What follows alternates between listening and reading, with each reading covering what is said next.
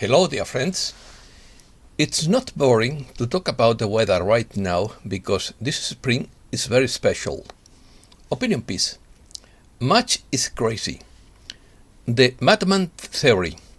Some people are playing crazy. Solar storms are coming. Energy floods in.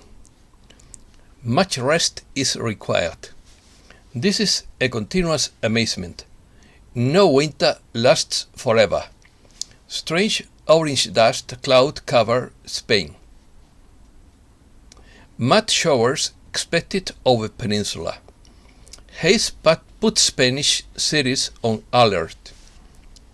Let's start. Much madness is traditional. February crazy and much a little bit more, says a Spanish proverb.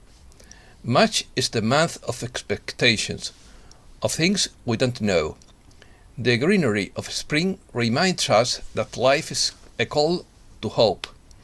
Everyone has their favorite time of the year, and also their special month. But we cannot deny that the season of the year that has the most fervent admirers is spring. The spring of love, poetry, magic, joy, and projects. Spring begins on Monday, March 21st, with the sun's entry into Aries, and the ram charges from behind like a bull or a battering ram. When Aries gets the wire crossed and gets angry, it's like a small child. Angry Aries is capable of exploding at any time and in any place. Solitude would be the best thing for Aries in those moments, because that is where he manages to relax and find himself. When March is going to mediate, winter is going to end. Spring is the awakening of the earth. March winds are the yawning of the morning.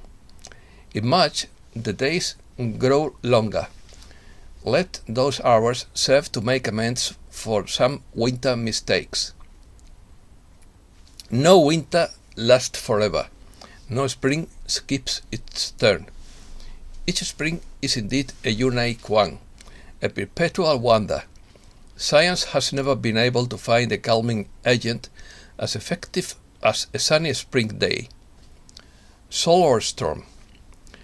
Multiple solar storms are headed for Earth.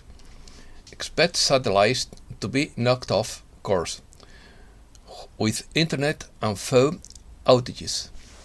On March 13th, an unstable filament of magnetism exploded at the southern end of the solar hemisphere. The resulting solar storm could deliver an oblique blow to the Earth's magnetic field on Thursday, March 17th. As predicted, a coronal mass ejection hit Earth's magnetic field on March 13th. The impact triggered a moderately strong G2 class geomagnetic storm, which lasted more than 12 hours. It was the best aurora borealis show for years in Iceland. In addition to the auroras, the solar storm also shook the Earth's magnetic field and caused electricity to flow through the ground in northern Norway.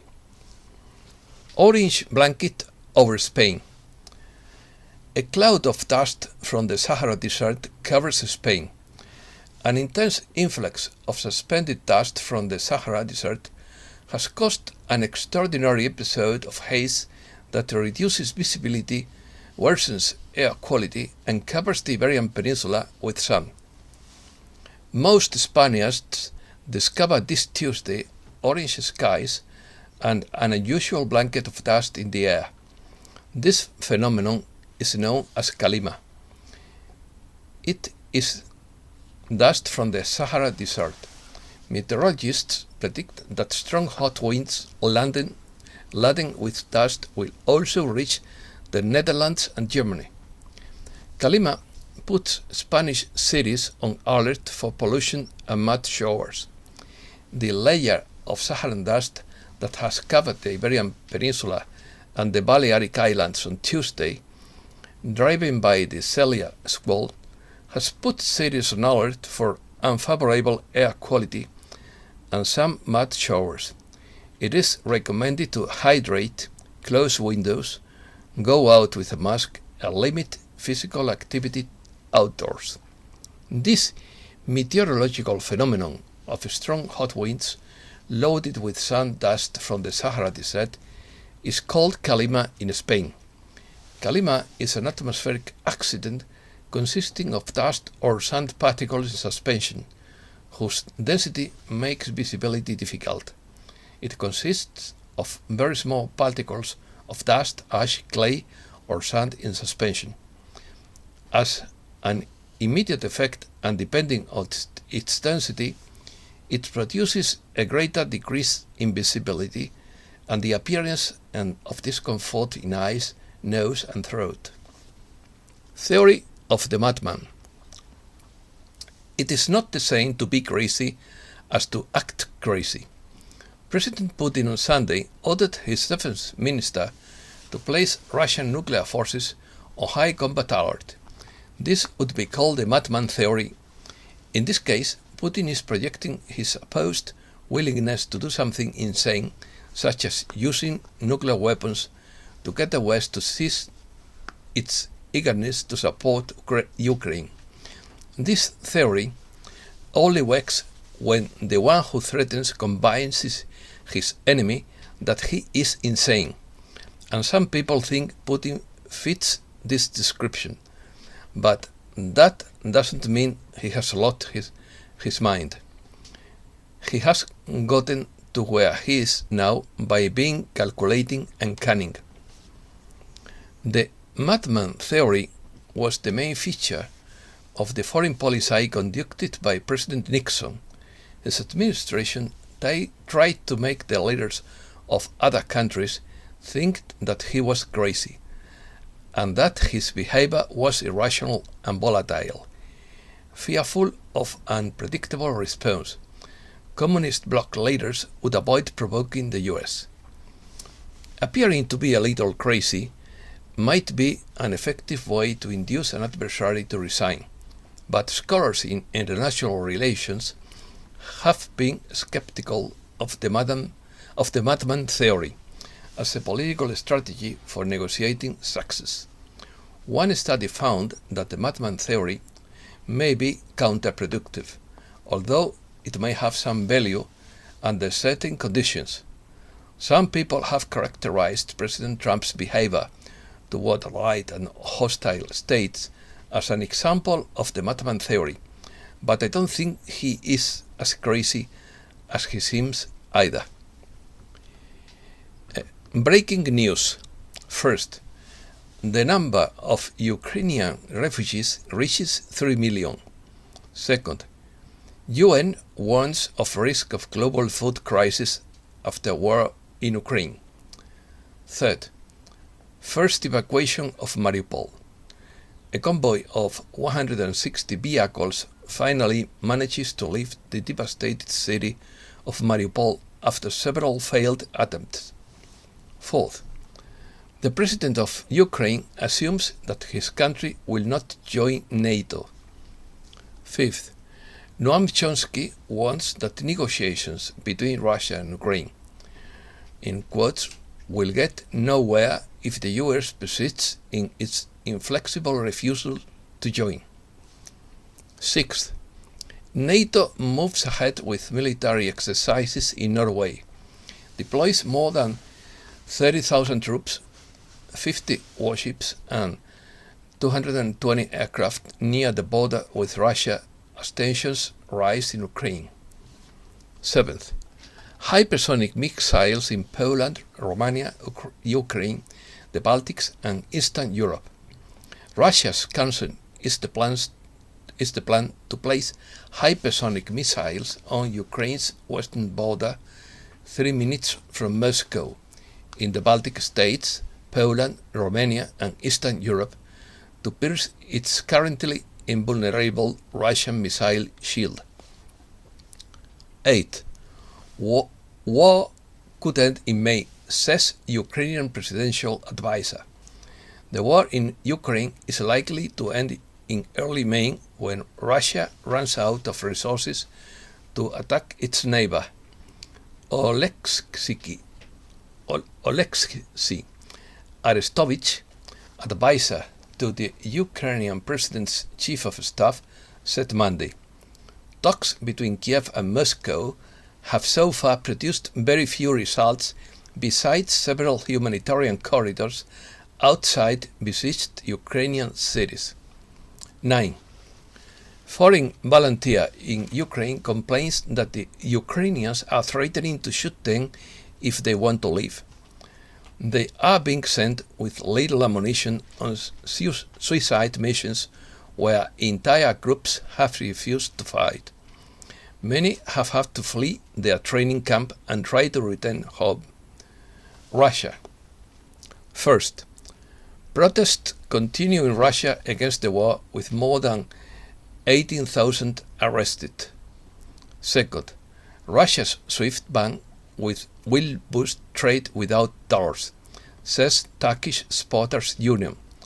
The blockade would have no impact on the supply of Turkish agricultural products to Russia, although payment delays would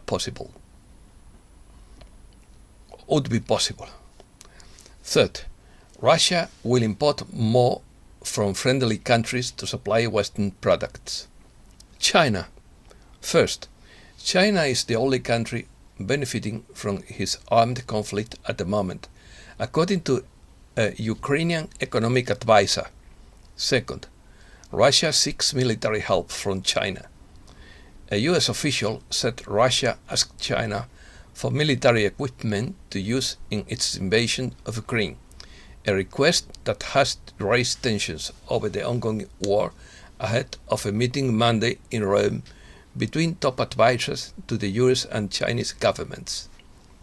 Third, US wants China not to help Russia. The US wants China not to provide military or financial aid to Moscow, as sanctions on Russian political and business leaders increase and civilians try to flee intense fighting on the ground. Fourth, China wants it will fail any attempt to crack down on it. Fifth, North Korea's latest effort to launch a projectile fails. Economy. First one, fuel prices fall after oil prices dropped 30%. Second, Europe could fall into recession if Russia cuts gas supplies. Third, Saudi Arabia waits accepting Chinese yuan for oil purchases. Fourth, the Fed begins its meeting where it is expected to raise interest rates. Fifth, gold falls for third day. Gold extended its decline on Tuesday as ceasefire talks between Russia and Ukraine reduced demand for safe haven assets, while the Fed may raise its interest rate for the first time in 3 years, adding pressure on volume. Sixth,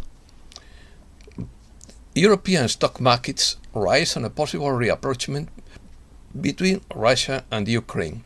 Seventh, Wall Street jumps. Stocks rose Tuesday and the S&P 500 ended a 3-day streak as another drop in oil prices and a softer than expected reading on producer prices helped dispel inflation fears. Eighth, investors see increased risk and fear a liquidity crisis. Sharp swings in asset prices in the wake of the Ukraine crisis are leading some investors to reduce risk in their portfolio, fearing that the volatility seen in commodities in recent weeks could affect other markets. Ninth, war leaves central banks with tough decisions. Central banks originally emerged from the European wars. The European Central Bank, which met last week, the Federal Reserve and the Bank of England, which will make monetary policy decisions this week, must decide how to deal with high inflation, the risks of a recession, and the spillover effects of the war against the financial system. And that's all for today. Thanks a lot, dear friends.